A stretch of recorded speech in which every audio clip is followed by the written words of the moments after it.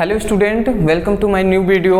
आज के इस वीडियो में हम पढ़ने वाले हैं क्लास 10th मैथ। हम पढ़ रहे थे क्लास 10th मैथ में एक न्यू चैप्टर जो है द्विघात समीकरण।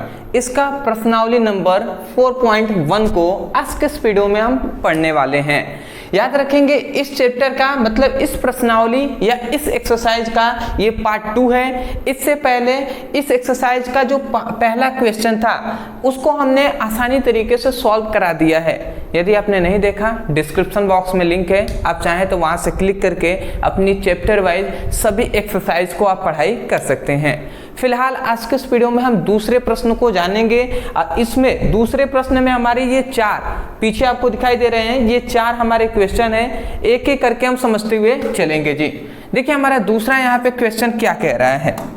थोड़ा सा यहाँ पे मैं कलर चूज कर लूँ, जस्ट अ सेकेंड। ठीक है जी, ठीक। देखिए यहाँ पे हमारा दूसरा क्वेश्चन कह रहा है कि निम्न स्थितियों को द्विघात समीकरणों के रूप में निरूपित कीजिए। ठीक है, तो यहाँ पे हमें क्या कर रहा है, ये जो हमें दिखाई दे रहा है ये क्वेश्चन, इसको द्विघात समीकरण के रूप में हमें निरूपित करना है केवल। तो पहला हमारा इंपॉर्टेंट क्वेश्चन कह रहा है कि एक आयताकार भूखंड का क्षेत्रफल कितना है, 528 मीटर स्क्वायर है। क्षेत्रफल की लंबाई चौड़ाई के दुगुनी से 1 अधिक है। हमें भूखंडों की लंबाई और चौड़ाई ज्ञात करनी है। तो ये हमारा क्वेश्चन है, इसको सॉल्व नहीं करना है, केवल हमें द्विघात समीकरण के रूप में हमें इसको निरूपित कर देना है। ठीक है ना। तो देखिए द्विघात समीकरण कैसे होता है ये सब हमने बताया है, उसका स्ट्रक्चर भी बताया था, a² + bx + c = 0। इस प्रकार हो तो वो द्विघात समीकरण होगा। जैसे एग्जाम्पल के समय पर मैं बता दूं 2x + 5x + 5 = 0। इस प्रकार से अगर लिखा हुआ हो तो वो द्विघात समीकरण है। और इसी प्रकार से हमें इसको इस तरीके से दिया हुआ है, इसको इस रूप में लाना है। तो चलिए हम समझते हैं जी। हम लिखेंगे यहाँ पे हल।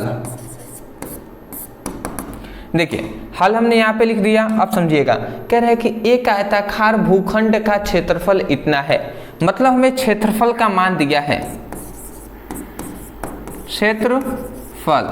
क्षेत्रफल का मान दिया है 528 मीटर स्क्वायर, इतना ही ना। उसके बाद कह रहे हैं क्षेत्रफल की जो लंबाई है ना वो चौड़ाई की 2 गुनी, लंबाई जो है वो चौड़ाई की 2 गुनी से 1 अधिक है। तो भूखंड की लंबाई और चौड़ाई ज्ञात करनी है।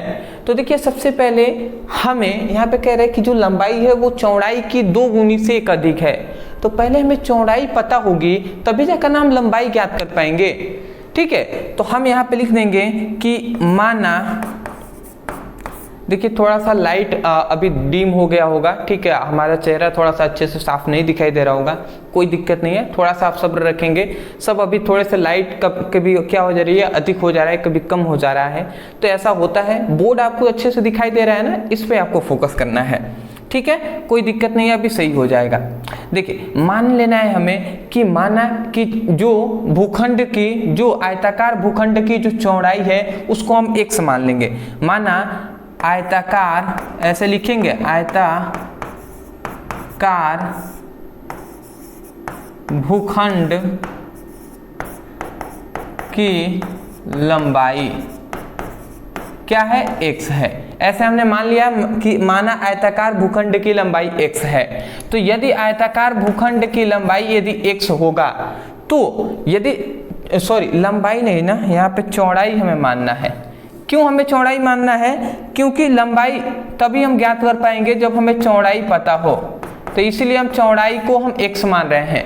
देखिए कह रहे हैं ना लंबाई चौड़ाई की 2 गुनी से 1 अधिक है, इसलिए पहले चौड़ाई हमने मान लिया x। तो देखिए अब हम लंबाई भी ज्ञात कर सकते हैं, लंबाई। तो यहाँ पे हम लिखते हैं लंबाई। तो जो लंबाई है वो चौड़ाई की 2 गुनी है।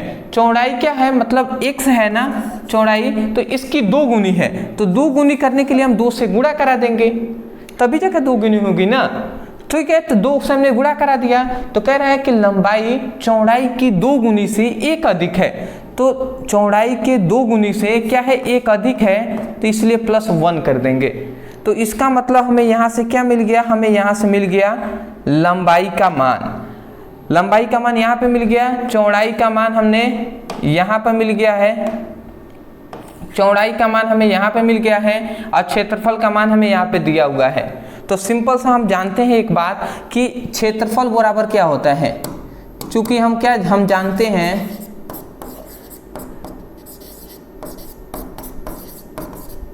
जानते हैं कि क्षेत्रफल बराबर होता है लंबाई गुणे चौड़ाई। ये बात हम जानते हैं ना, इसी पर हम फॉर्मूले पर पुटअप करते हैं मान को और देख लेते हैं जी हमें क्या मिलता है, देखते हैं। तो क्षेत्रफल का मान दिया है 528, ठीक है ना। तो चलिए हम क्षेत्रफल का मान दिया है 528 ना, तो 528 हमने यहाँ पे लिख दिया। उसके बाद लंबाई कितनी है जी, 2x +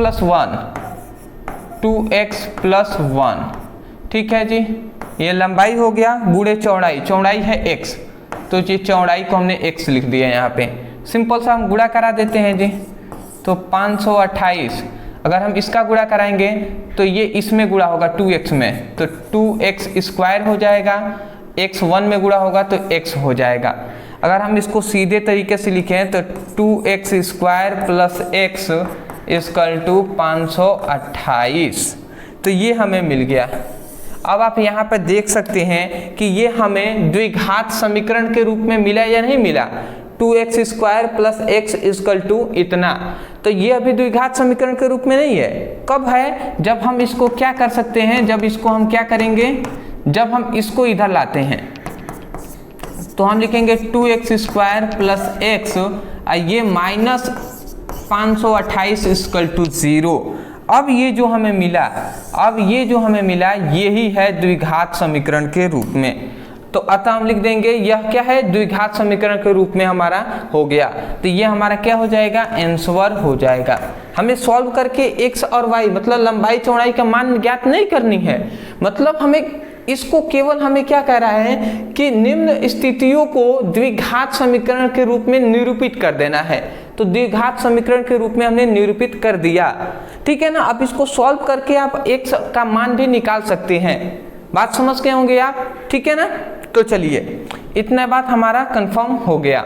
अब आप समझिएगा एक बात कि ये बात आप समझ रहे हैं ना कि द्विघात समीकरण है, अरे ये इसी स्ट्रक्चर के रूप में है कि नहीं, ax² + bx + c = 0, इसी रूप में है ना। देख लीजिए a की जगह पर 2 है, b की जगह पे यहाँ पे कुछ नहीं है तो 1 है, c की जगह पर 528 है, x² की x² है, x है तो x है, समझ रहे हैं। तो ये हमारा क्वेश्चन सॉल्व हो गया, स्क्रीनशॉट ले लीजिए,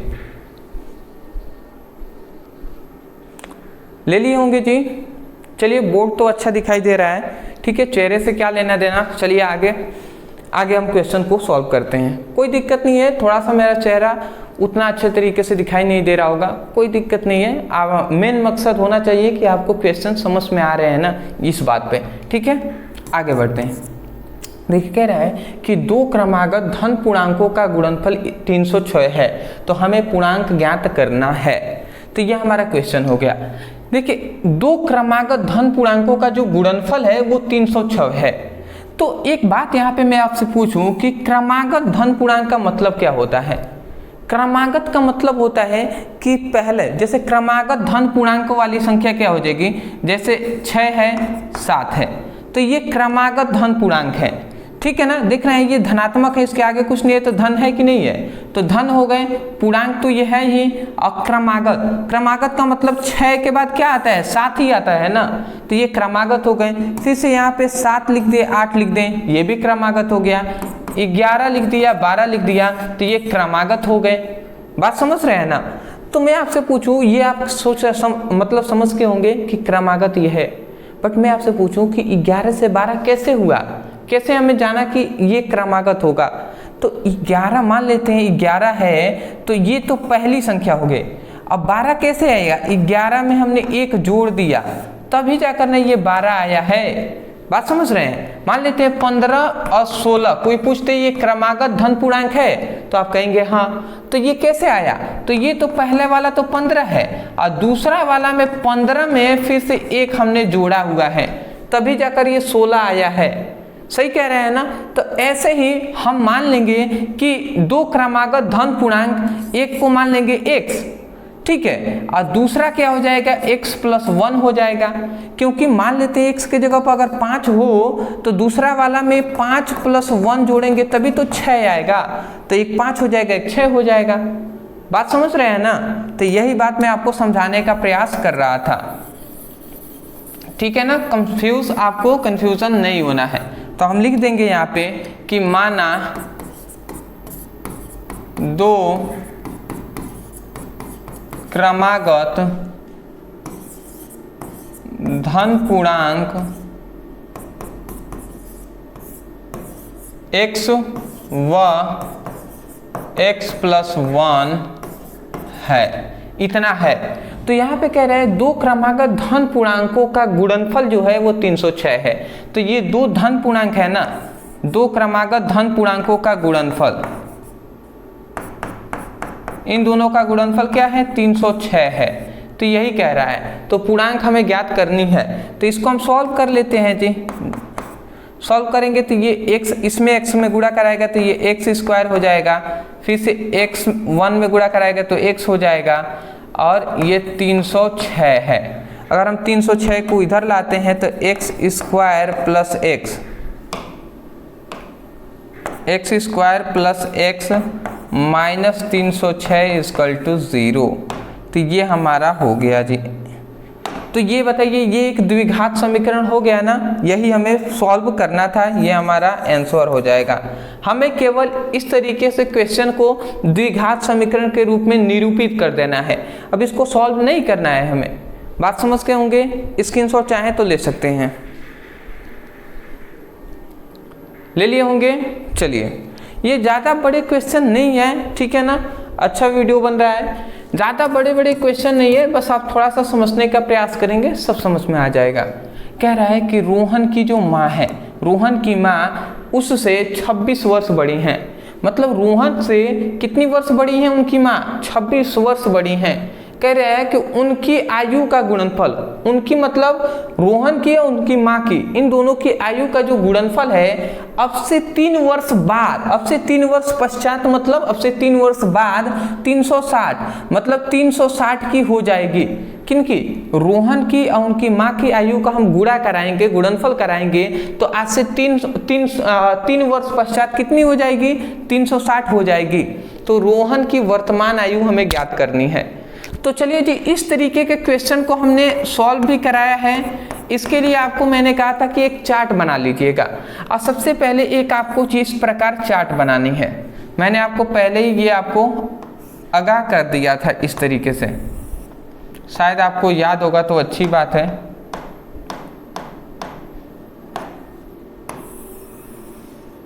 ठीक है,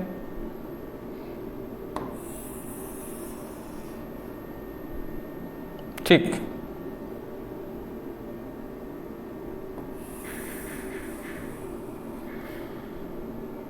ठीक है। अब देखिए यहाँ पे कौन कौन से व्यक्ति हैं, तो एक है रोहन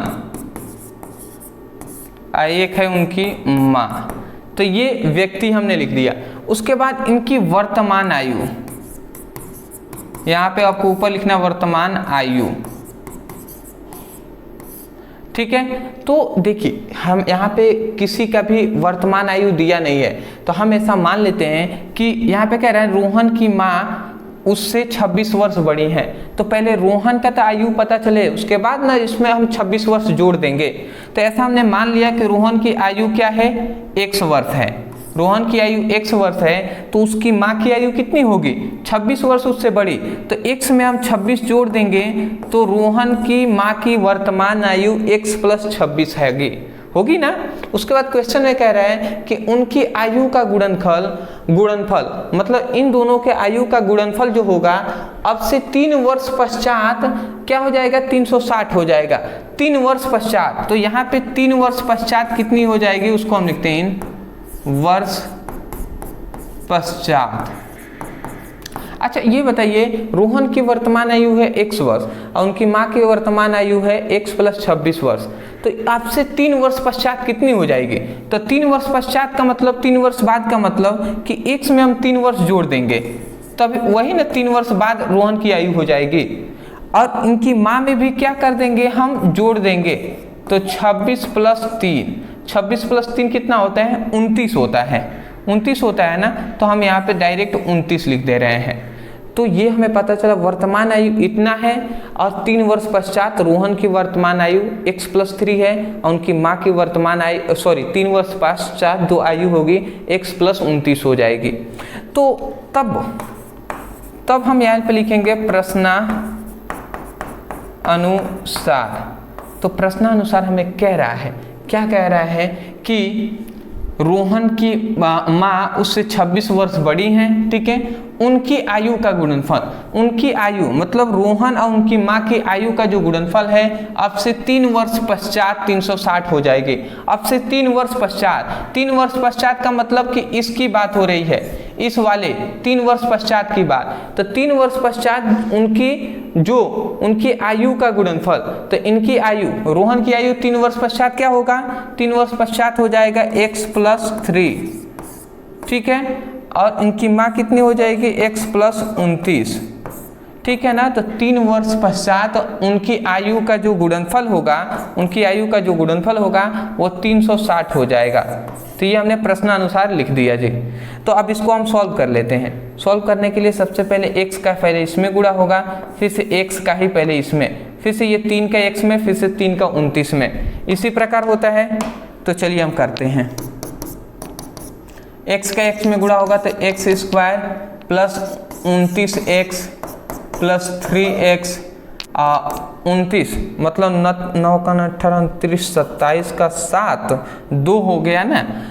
उसके बाद 3 दूना 6 7 1 8 इतना हो जाएगा जी, ठीक है, 360 हो गया।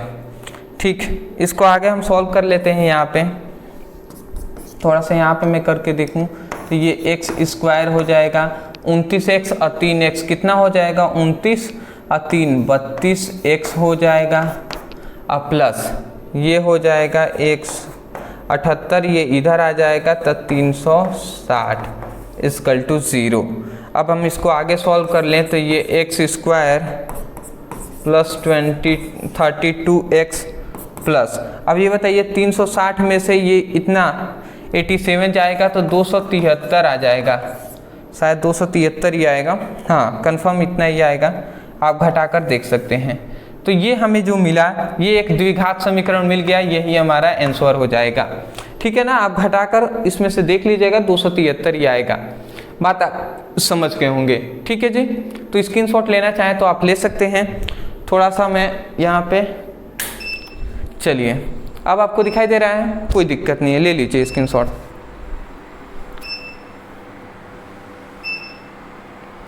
चलिए जी, चलिए अब तो चेहरा हमारा साफ दिखाई दे रहा है ना। बात यह है कि लाइट बहुत ही डिम कभी आ जा रहा है, कभी अच्छा आ रहा है, ठीक है, तो इस तरीके से हो रहा है प्रॉब्लम। कोई नहीं, परेशानी तो आती रहती है, सब्र हमें करना चाहिए, क्योंकि किसी ने बहुत ही अच्छी बात कही है कि सब्र करना अच्छी बात नहीं बल्कि बहुत अच्छी बात होती है। तो सब्र हमारे जीवन में करना ही चाहिए और करना ही होता है, क्योंकि सब्र हमें सफलता का सही मकसद बताती है और उसकी अहमियत को हमें समझाती है। तो सब्र हमें करके और मेहनत करके हमें पढ़ाई करना है, ठीक है ना। अंतिम हमारा क्वेश्चन, अभी तक आप इस वीडियो में बने हुए हैं तो इसका मतलब आपने सब्र किया हुआ है। क्यों मैं ऐसा कह रहा हूँ? क्योंकि बात समझना, वीडियो देखना वो अलग बात है, बट मेरा चेहरा भी साफ दिखाई नहीं दे रहा है, वीडियो की क्वालिटी शायद उतनी अच्छी नहीं होगी, फिर भी आप इस वीडियो में बने हुए हैं। किस लिए सब्र करके बने हुए हैं? किस लिए कि कुछ आप सीखने आए हैं, तो ये अच्छी बात है, ठीक है ना। इसी को कहते हैं, और जो भी व्यक्ति सब्र करके मेहनत करता है, मुझे पूरी विश्वास है कि वो सफलता उसे ज़रूर मिलती है। ठीक है ना। तो दिल में विश्वास रखिएगा, सब्र करके चलिएगा और काम अपना करते रहना है। देखिए ये कह रहा है कि एक रेलगाड़ी 480 किलोमीटर की दूरी समान चाल से तय करती है। मतलब यहाँ पे एक रेलगाड़ी है जो 480 किलोमीटर की दूरी एक समान चाल से तय की है। तो मतलब दूरी का मान हमें यहाँ पे दिया है, दूरी का मान हमें दिया है 480, ठीक है ना। उसके बाद कह रहे यदि इसकी चाल 8 किलोमीटर प्रति घंटा कम होती तो वह उसी दूरी को तय करने में 3 घंटा अधिक लगाता। बात सही है, यदि उसकी चाल हम 8 किलोमीटर प्रति घंटा कम कर देंगे, मतलब अगर तेजी से नहीं चलेगी तो समय तो अधिक लगेगा ना। तो यदि हमने 8 किलोमीटर प्रति घंटे से कम कर दिया उसकी चाल, तो उसकी दूरी तय करने में 3 घंटा अधिक समय लगेगा। बिल्कुल सही है। तो हमें रेलगाड़ी की चाल ज्ञात करनी है। तो हमें रेलगाड़ी की चाल ज्ञात करनी है, तो हम लिख देते हैं कि माना रेलगाड़ी का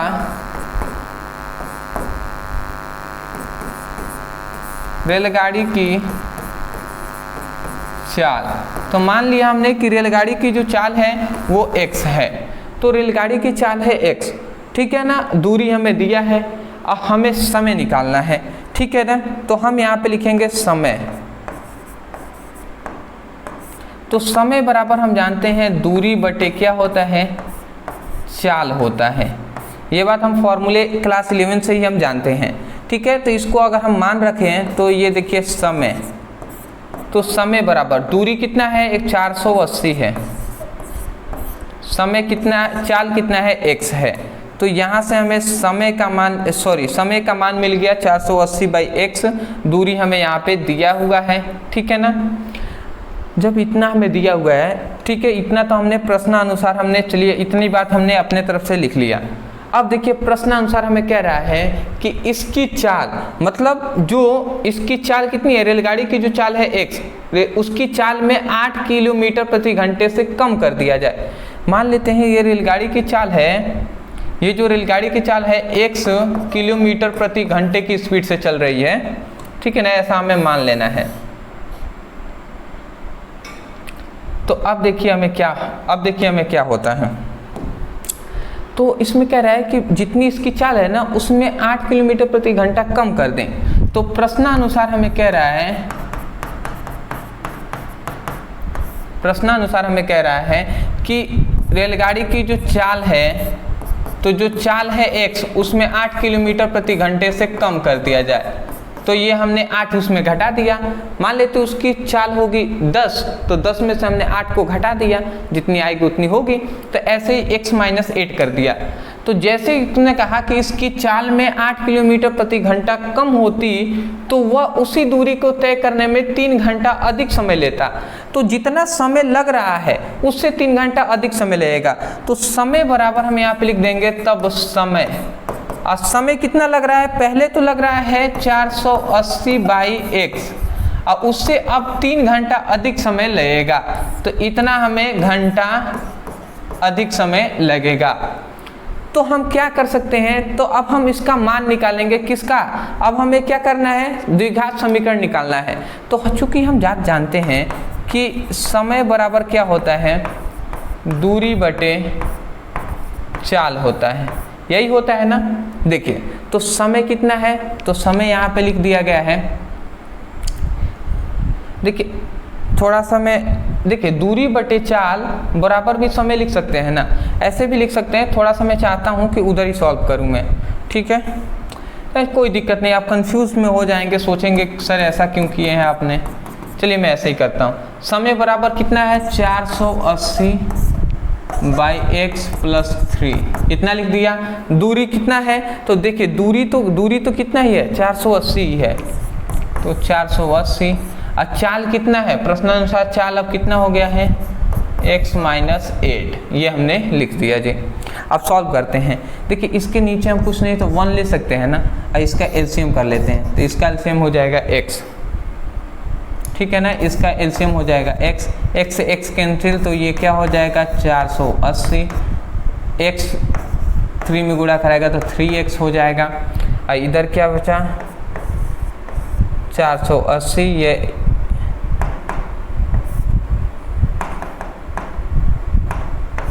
ये क्या बचा 480 अब बाई x माइनस 8, यही बचा ना। तो ये हमने इतना लिख दिया है, बात आप समझ ही रहे होंगे।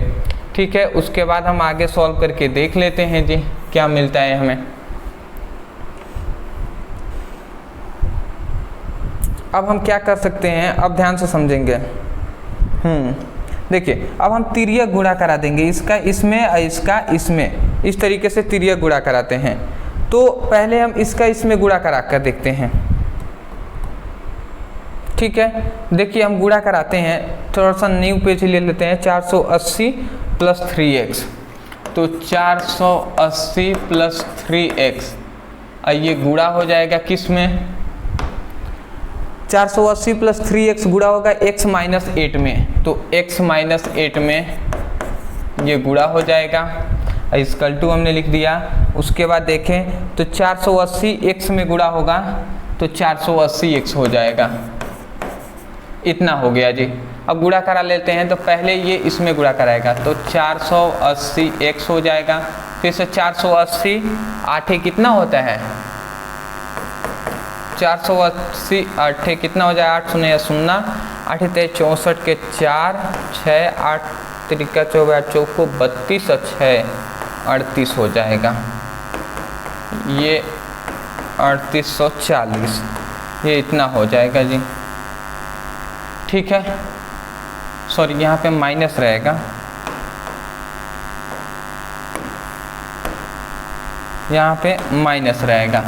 क्यों माइनस रहेगा, क्योंकि ये पहले इसमें गुणा होगा तो 480x, फिर से इसमें गुणा होगा तो माइनस है ना, तो इसलिए माइनस हो गया। फिर से अब इसमें गुणा कराएगा तो ये क्या हो जाएगा 3x स्क्वायर हो जाएगा, फिर से ये इसमें गुणा कराएगा तो 8 तरीका 24x हो जाएगा, इक्वल टू 440x है ही। ठीक है, अब इसको आगे हम सॉल्व करके देख लेते हैं जी।